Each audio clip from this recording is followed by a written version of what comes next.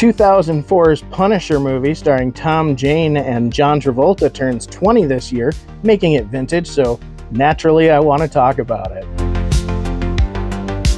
It's by far one of my favorite Marvel movies. I think one of the biggest reasons is it's before the characters seemed so superhuman in their presence that they could survive anything.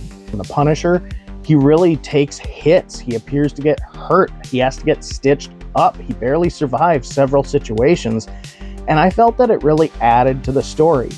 I love Tom Jane's performance. Honestly, I was a little doubtful because Tom Jane is significantly smaller than, say, Dolph Lundgren, who played the Punisher in an earlier film.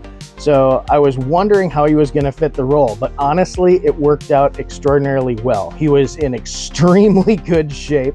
Tom Jane looks absolutely ripped. Once he gets the plate carrier with the Punisher skull on it, he looks every ounce the superhero, or rather anti-hero, that the Punisher should. The plot revolves around a DEA drug bust gone awry. Frank Castle is working deep cover, and when the bust goes south, he ends up killing the son of famed mob boss Howard Saint, who's played by John Travolta. John Travolta naturally seeks revenge, and that's how the origin of the Punisher comes about in this movie. The story also revolves around the relationship that he forms with the Denzians of his apartment that he lives in. It's really neat. They have some characters from the comic book there. Also, once we get into the apartment portion of the movie, there's some neat cinematography after a few encounters with different surprise villain characters throughout the film. Now, my one big complaint is obviously the props master. And here's why. Somebody gave John Travolta a pipe to screw around with in this movie. Now, as a mob boss, in his office, they even make a point in the script. They mention, because he has a big humidor full of Cuban cigars. He's trying to flex on everybody, but they hardly show him smoke any cigars. They almost always show him smoking a pipe. I'm not even sure if I recall seeing him light a cigar in the movie, but he's constantly playing with this pipe, and it just drives me nuts. For some reason, it just doesn't look right for his character. Right out of the gate, I'm not even going to blame John Travolta for working with that prop at all, but it sort of sets the tone for what I would say is a hokey portrayal of his character. The times when he's being suspicious of people around him, as a traditional mob boss character should be, he is selling it. Like, I do believe it. I don't think John Travolta does a terrible job. It's just the way that his character fits in the world around him. And you know how John Travolta has that sort of John Travolta quality? It doesn't mesh with some of the ways that they have him scripted to perform in the story.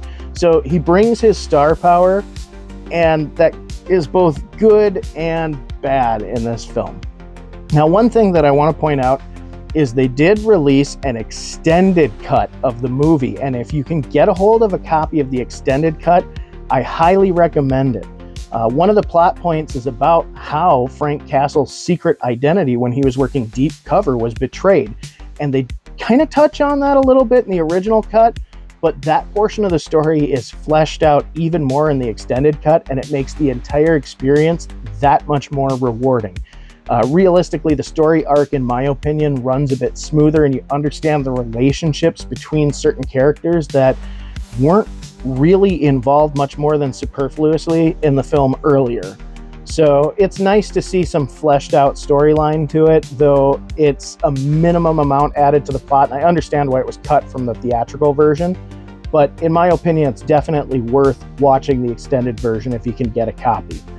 I think the movie's aged extraordinarily well. Oh, I love the GTO. There's a sequence where he customizes out a Pontiac GTO to use as his initial, like Punisher mobile or whatever. It's got armor plating that slides down and protects the glass. It's really cool, and they do it actually does work. They do some stunts with this GTO where it's jumping over a drawbridge, and it looks amazing, and it's all practical effects. They didn't do any CG. You can watch the behind the scenes on the DVD. That portion of it is really entertaining. So yeah, I mean, it's a great movie. It aged well. It's a lot of fun. I highly recommend The Punisher. Is it perfect? No, there are some scenes where, like I said, Travolta kind of Travoltas it up. and some sequences that don't quite keep the pacing all the way up to par, but overall I still enjoyed it a great deal, and I think you will too.